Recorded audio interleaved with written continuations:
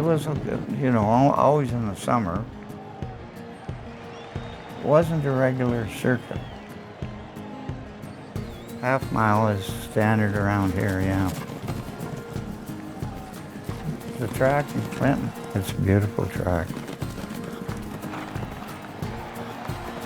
The one picture we have here, it was on the Mitchell racetrack, but it was to promote the Stratford races.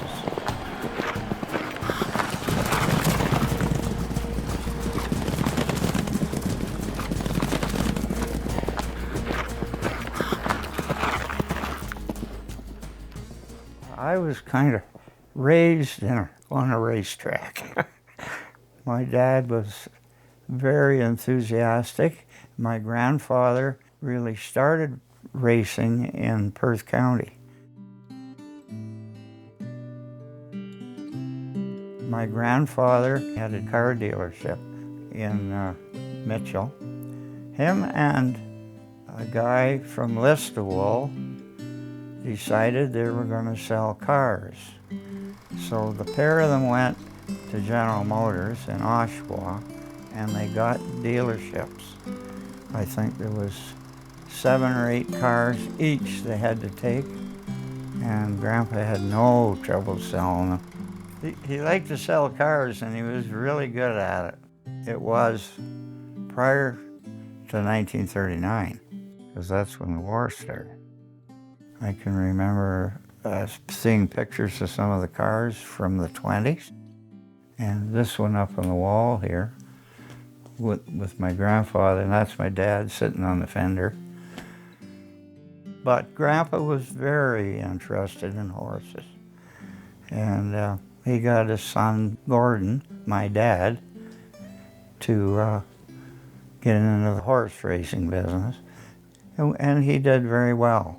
He had a lot of winning horses, and he tried to drag me into it, but my wife thought maybe not.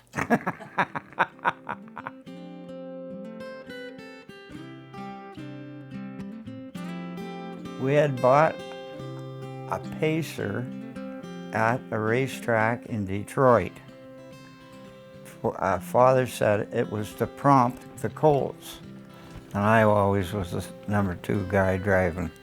The idea was to get them used to going around the racetrack with another horse. He raced it up at Mitchell on the racetrack, and he said he was very impressed with Joshua. Every time he would turn him the right way of the racetrack, the horse would jump. He'd make a break, in other words. And Father said he was to prompt the colts, and he didn't want them prompted that way. So he gave the horse to me. Father and I were racing on the racetrack. He had a colt trying to train, and I had Joshua. As soon as we hit the starting line, the damned horse would jump. He said, "The hell with them, let her run," and I did. And shortly after that, I got a saddle for him. And we could do the Mitchell racetrack in a little over a minute. He could just fly on the run, but he could not pace. Oh, I didn't have a car license, 14 maybe, 13. He was quite a horse, I'll tell you. We'd go swimming in the cow hole. And I'd swim behind the horse and hang on to his tail. And could he ever swim? And he could jump too, except one time up there in Mitchell, I used to take him a ride down along the river, and there was a little stream that ran into the river, and he would jump over that all the time. Never missed. He'd come along, and it was just little, you know. Anyways, one day we were out, and that was going along fairly fast down through the pasture field. And he come to this little creek, and he dug his feet in like that. He wasn't going to jump, but I did. I thought I broke my neck. So I just took off right over him and landed, of course, knocked the wind out of me. He just stood there and looked at me. "What are you doing?" Father had those horses over in St. Mary's because he had the car dealership. And I remember going up to the barn. I was very young. I forget how big it was. Well, the other track going around the outside was half a mile. I think it was just small, but I can remember he had an old truck, and we dragged inside to smooth it all, make sure it was all smooth. He liked it because of the closed-in quarter-mile track. In the wintertime, you could still get out and get the horse exercised. That was one of the main reasons. They used it during the fair, too. So it'd be 49, 50 maybe. Because you couldn't get cars because of the war, but Father had been trained a bit as a machinist.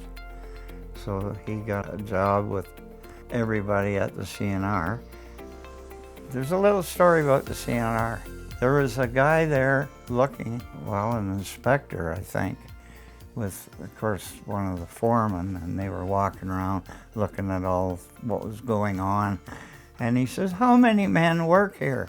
One of the guys piped up, "About half of them." Anyways, he was in the brass outfit because he was assigned a machine that didn't work, but he got it fixed and got it working. And this is quite a device. The toes on all the horses have to be a certain angle. The idea is to keep them pacing or trotting. And he's got it all marked in degrees. He has his favorite degree on here. And it was made in 1944. I think he built it for himself because he was very particular on the horses, the angles of the shoes and all that. And he said, "I was never so glad to get out of there and get back to selling cars." You had to register your colors so that they could tell who was racing what. If you're going to have a blue suit, it's got to be registered if nobody else had one. Mom made that outfit, and she had it all the time with a hat to get the colors and all this crap on the hat. I remember Mom cursing about that. You had to have a license, driver's license, just the same as a car.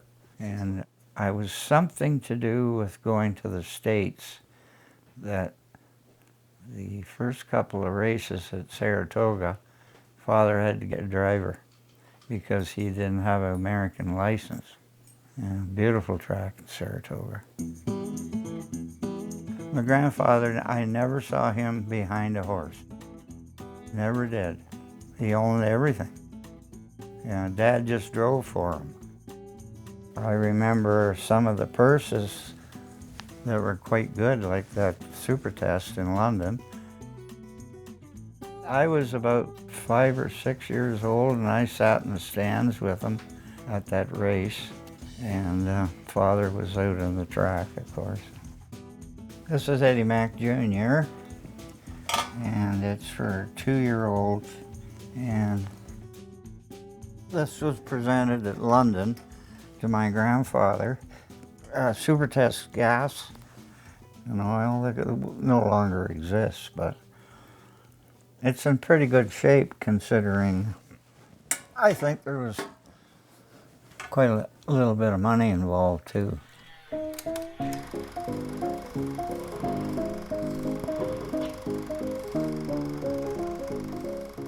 The story is 3 guys were in the gas station and this car drove up, and it was a police car and the policeman was driving, but they didn't notice that the guy next to him had a gun on it.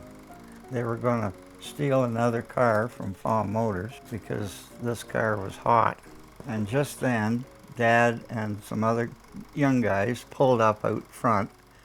The guys took him in the back shop, and Father made a move to grab the gun, and he shot him, and he had those big crate soles on his shoes, shot his heel right off the shoe. They did get another car, and Father was they got him in the car to drive, and one of the guys jumped on the back of the car on the spare tire. They took off, but before they got there, the guy with the gun stuck it out the window and shot him, and the guy in the back fell off. He was shot, not dead. Nobody was killed here. Father started talking. He was a good talker because he was a car salesman. He got talking to the guy, and the cigarette case, he pulled it out, and the guy was going to steal the cigarette case, this one here. Yeah. And it was 1931. He said, "Okay, I'm going to shoot you, Gordon." And this is Dad's own story. He was a good storyteller. And he said, "That's my last cigarette." He said, "Just give me the case." He said, They give him a big story about this wonderful cigarette case, which kind of slowed him down a bit. And Father got out of the car, and they drove away. They did catch them in Stratford, I believe, and nobody was hurt. And Grandpa put an article in the paper. He says, "It's the best." I think there was $12 worth of gas missing or something. Oh. He said it was the best advertising we ever had for $12. When my grandfather got the award in 1978, I was 10 years old, and I remember him getting the award up in the stands with my father and my mother and my siblings. And I do remember them saying the name incorrectly, and my father piping up. And then the announcer got to Fawm, and he couldn't put 4 letters together. And I yelled out, "For Christ's sakes, it's Fawm!" And one of the girls from Mitchell that I hadn't seen in 100 years tapped me on the back and said, "I knew it was you, Ted." I had contacted the track and just said to him, "I'm going to have my 85-year-old father at the track, and my grandfather got his award there. Could we maybe do a little shout out, to my dad?" And then the guy said, "I can do you one better. We're going to have a memorial race day, and we can name a race after your grandfather, and you guys can present the winning harness." And I kind of thought that was fantastic. It was more than I expected. It was a great day. We got to present the winning horse of the second race that they named after in memory of my grandfather. And we got to give them a really nice leather halter with a brass plate on it saying what he'd won, what race he'd won and things. And it was just a nice memory to have. My dad was such a sportsman. He had to be at that race, Not me, but he had to be. Somebody caught him sleeping in the stall with a horse one time. He said, "So that's how you win races." Yeah, he's a great guy.